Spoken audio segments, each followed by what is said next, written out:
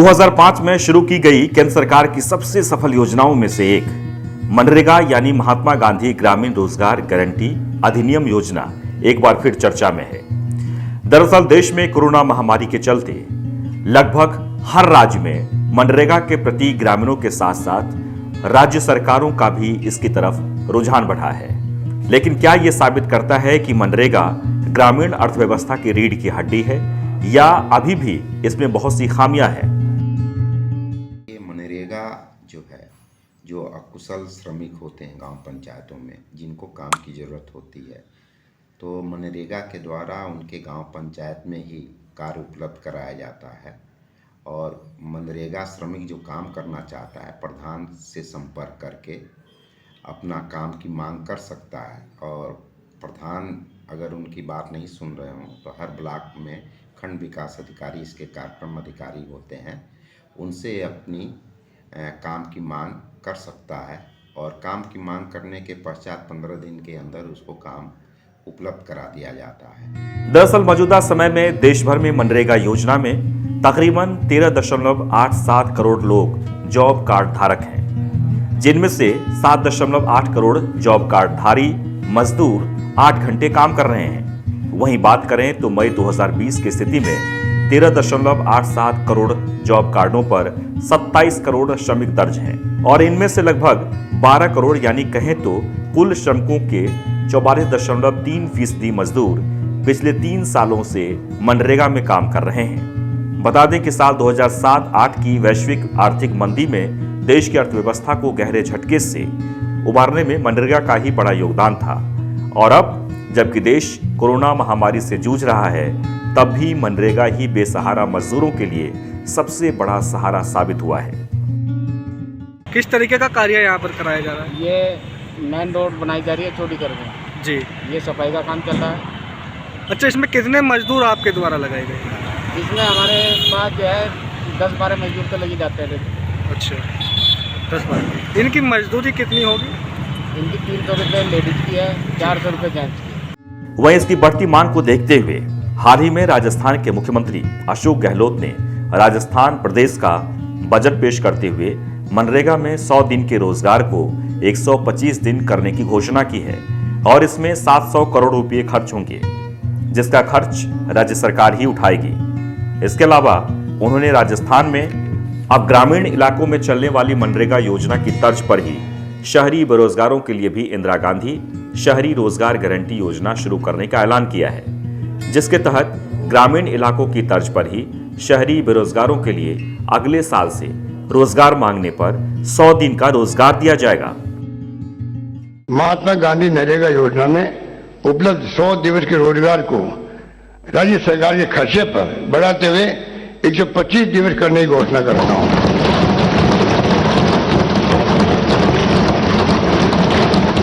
इस पर लगभग 750 करोड़ रुपए होंगे। कोरोना काल के दौरान शहरों में भी रोजगार सुनिश्चित करने के लिए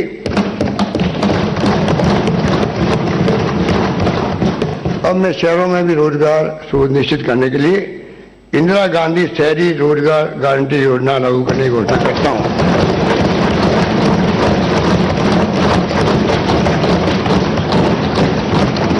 इस योजना के माध्यम से आगामी वर्ष से शहरी क्षेत्र में निवास करने वाले परिवारों को भी उनके द्वारा मांगे जाने पर प्रति वर्ष 100 दिवस का रोजगार उपलब्ध हो सकेगा।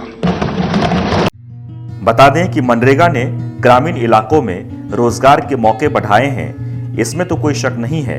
वहीं गौर करने वाली बात है कि इस योजना में महिलाओं की भागीदारी कम होते जा रही है। जहां एक तरफ मनरेगा में काम करने वाले पुरुषों की संख्या में तेजी से बढ़ोतरी हो रही है, तो वहीं चिंता की बात यह है कि महिलाओं की भागीदारी लगातार गिरती जा रही है।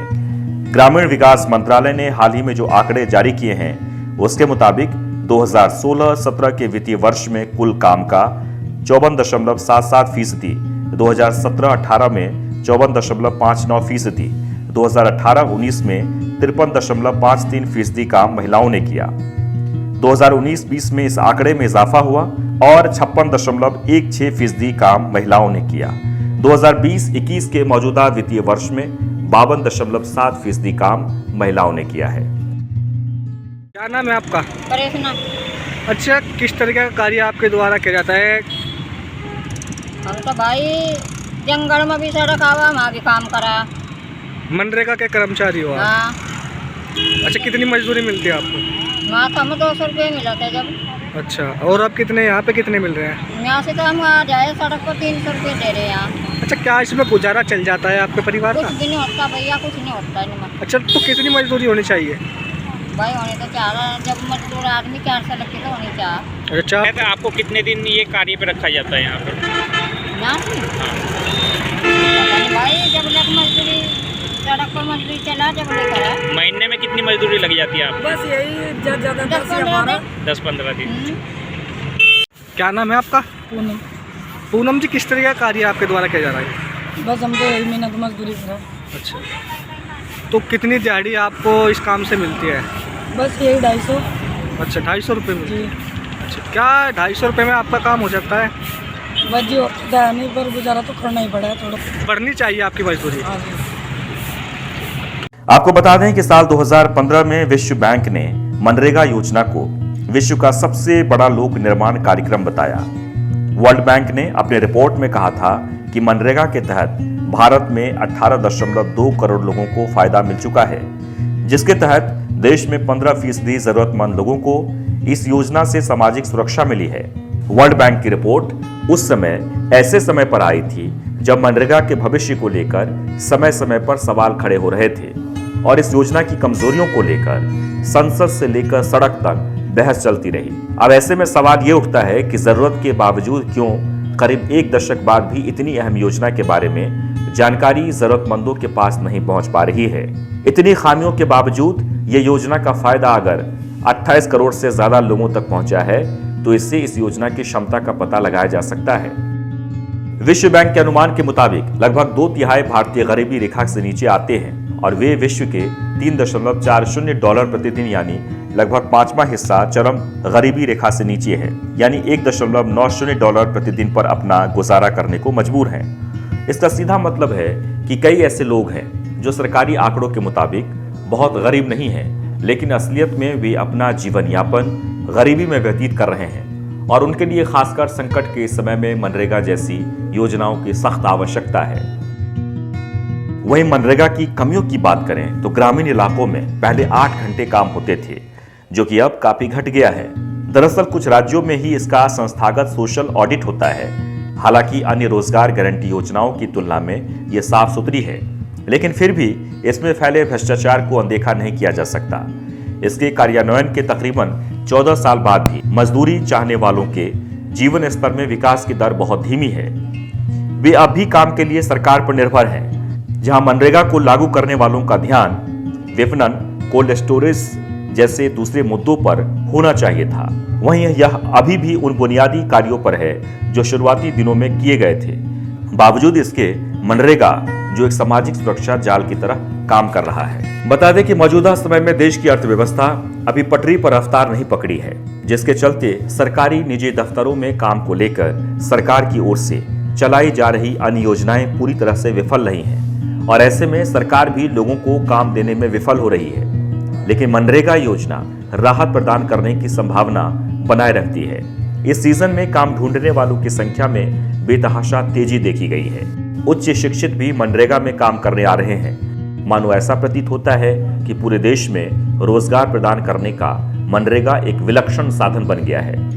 अब समय आ चुका है जब इस योजना के दूसरे संस्करण को लाया जाए और इस योजना को शहरी क्षेत्रों और उनकी जरूरतों को शामिल किए जाने की भी आवश्यकता है।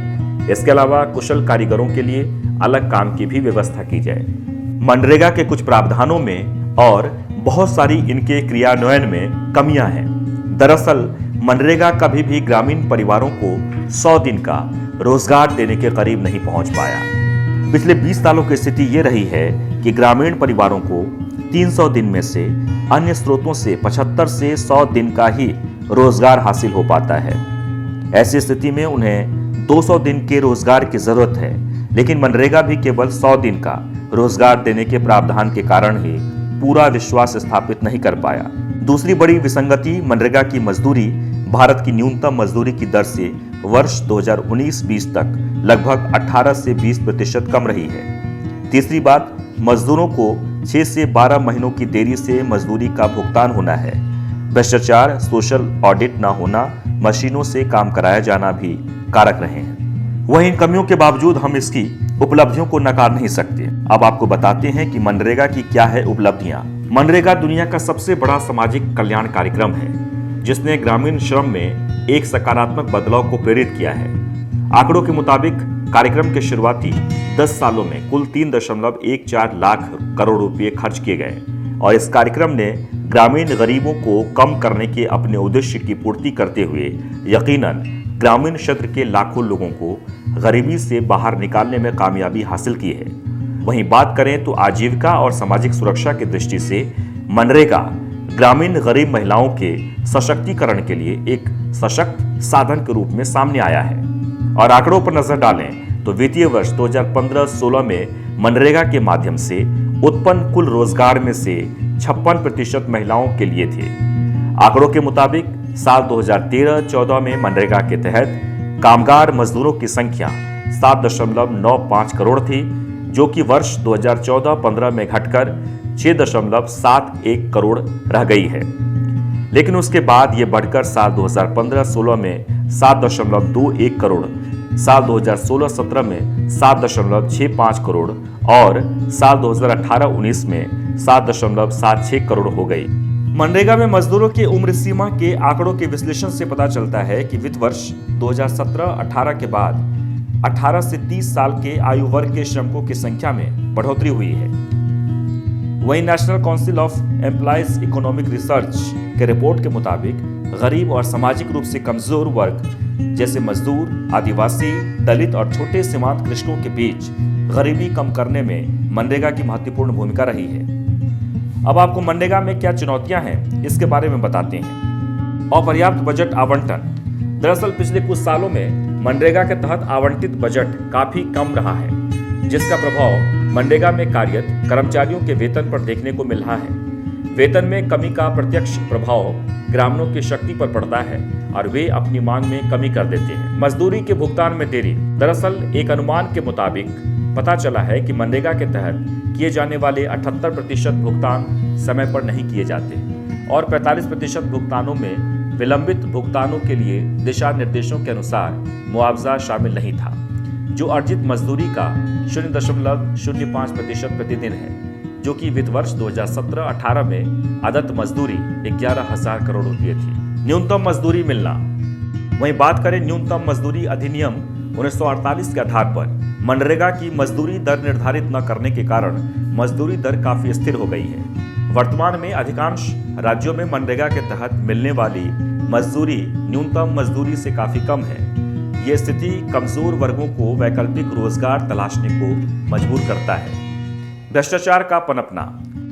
बता दें कि साल 2012 में कर्नाटक में मनरेगा को लेकर एक घोटाला सामने आया था, जिसमें करीब 10 लाख फर्जी मनरेगा कार्ड बनाए गए थे, जिसके फलस्वरूप सरकार को तकरीबन 600 करोड़ रुपए का नुकसान हुआ था।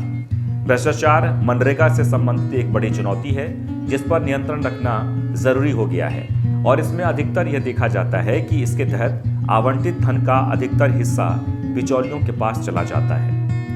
अब आपको मनरेगा की आगे की राह यानी क्या है इसका भविष्य, इसके बारे में बताते हैं। जॉब कार्ड में रोजगार संबंधी सूचना दर्ज नहीं करने जैसे अपराधों को अधिनियम के तहत दंडनीय अपराध घोषित किया जाना चाहिए। गौरतलब है कि पुरुष श्रमिकों की तुलना में महिला श्रमिकों की आय घर के जीवन स्तर को सुधारने में अधिक महत्वपूर्ण भूमिका निभाती है।